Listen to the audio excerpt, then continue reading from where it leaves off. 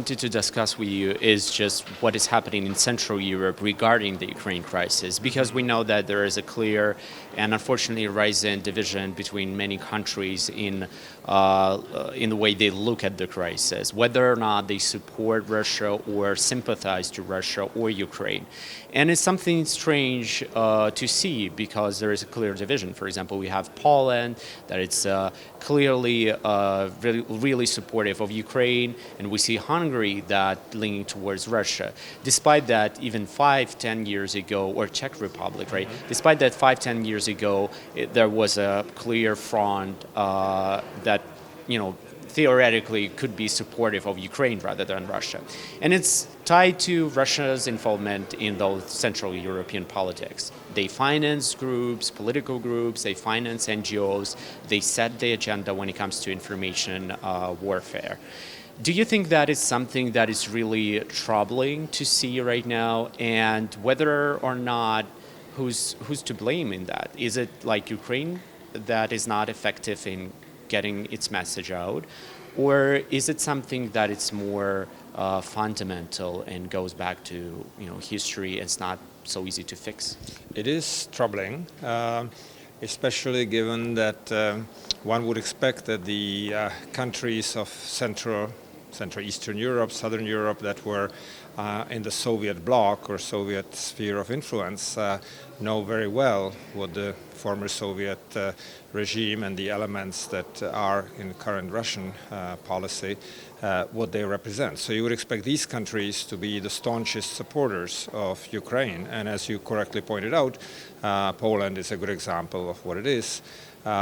Western European countries also would expect the Central European countries to be leading in this area because of the experience, precisely. The case of Hungary is, of course, a very special one where Orbán's government is significantly pro-Russian in many respects, and so that is an exception. There, I think you pointed out to the important factor that the Russian PR propaganda is strong. It's strong worldwide, actually, but certainly within Central Europe in particular. And one has to take it into account, and I think these countries were not quite ready and still are not fully ready to be responding to it forcefully and informing the population even more, I think, clearly and transparently of what's going on. I think that what's happening is that once the countries enter the European Union, the Union officials and offices do not monitor things and do not enforce things as much as they did during the conditionality period before. So they now rely on the institutions within the countries themselves to take care of issues of this kind, and only in very extreme cases, the case in Austria when Haider was, for instance, looking like he'll be very influential, do the EU authorities or other EU countries intervene. So there is, for instance, there are worries about the situation in Hungary, but so far no forceful intervention has taken place. So that gives you a sense of where the limits, in some sense, are set, and what's going on now with respect to internal, within-country communication about Russia and Ukraine is pretty much left by the EU authorities to the local, meaning national, country-specific authorities to handle. And I think that calling proper names and identifying the really evil sort of aspects of the previous regimes, totalitarian regimes, is very important. On the other hand, it shouldn't, of course, in any way negatively affect progress going forward, be it economic progress or be it political progress. So in some sense, I think it's appropriate to ban the totalitarian symbols and propaganda that goes with it. Because countries that have not done it completely have suffered going forward. On the other hand, I think that one should learn from countries, be it South Africa, be it Germany, the way they have done it, which I think was relatively reasonable in the sense of completely identifying, completely analyzing, completely making sure that the society is aware. Having an honest discussion about everything. Exactly. Have totally open, honest discussion.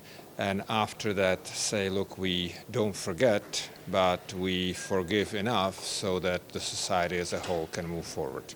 It's tied also to this very harsh restrictions that is placed on those who want to break the law. For example, you can get to 5 years in jail in Ukraine if this law is signed by President by just exposing Soviet symbols. And you can find Soviet symbols right now on any other building in Ukraine. So it's not something that is completely removed, or people don't see it like something completely illegal. Yeah, and I think given how polarized the Ukrainian society is in many respects right now, probably the detail, the application is very important. So I would divide it at two levels. One is to pass legislation which clearly signals the separation from the previous era and the fact that it's a regime that had many negative and evil aspects to it, and that's the ones that one wants to get rid of.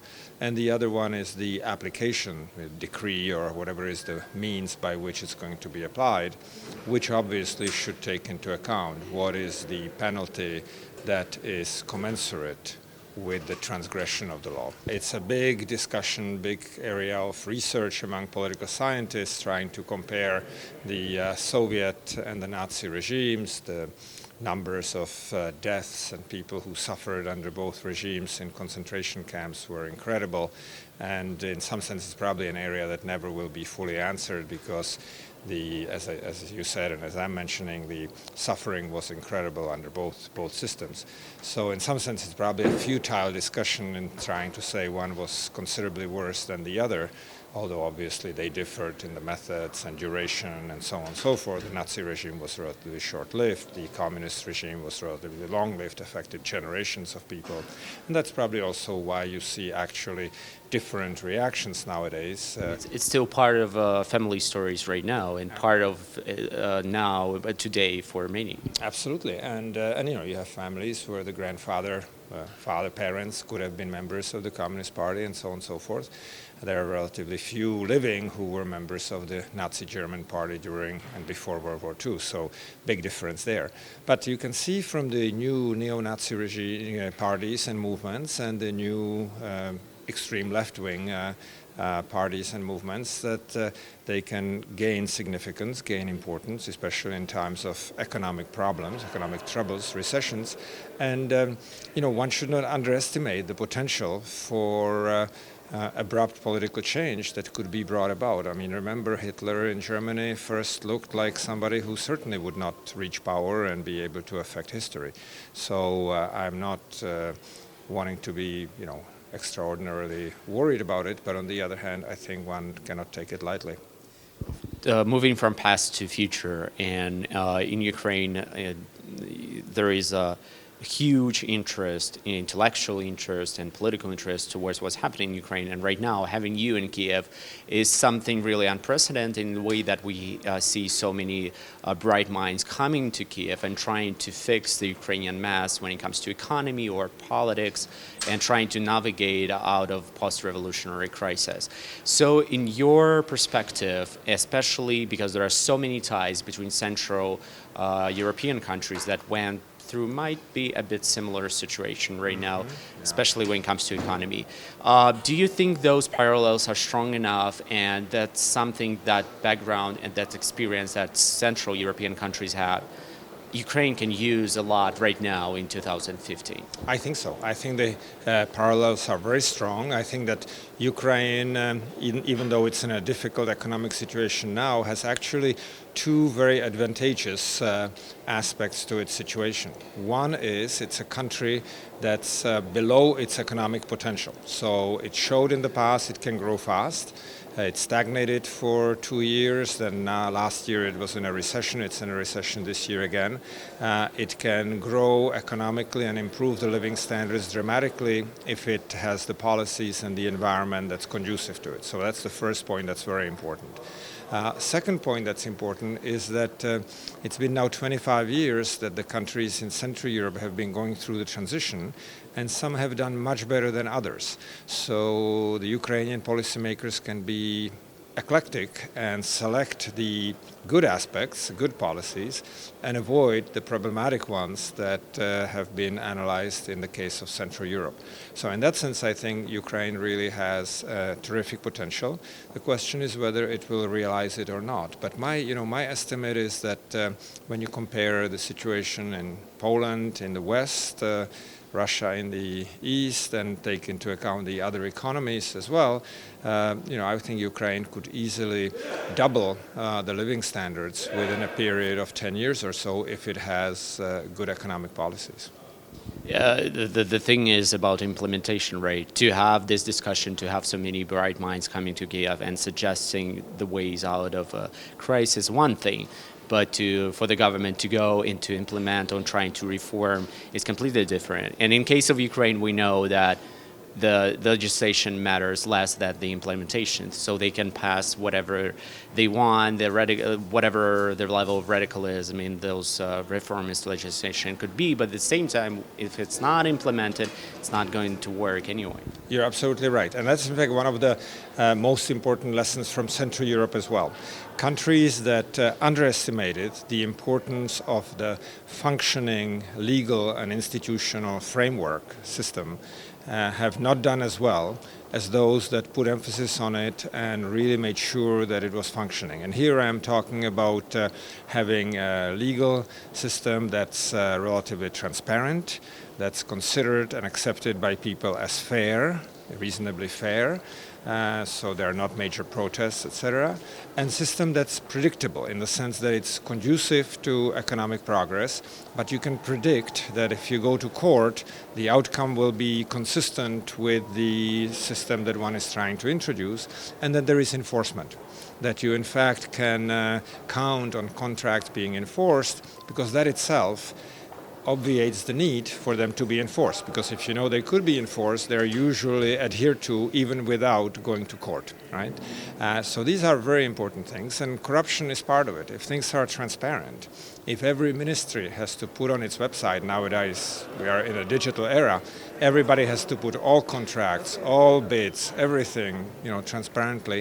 It's the first step that eliminates large part of corruption that we see in some of the countries and don't see to the same extent in others. The other one is open access to public contracts, bidding. Allow outside firms to come in and compete, and very often you reduce the cost to the taxpayer by 30%, 40%, 50%. So some steps are relatively simple, as I indicated, and have huge effect. And then there are other steps that are obviously more complicated. And there is the factor which is always present in a democratically run society, that the politicians, of course, have a hard time implementing reforms that are costly, painful, politically painful up front, even though they will bring benefits in the future. The last thing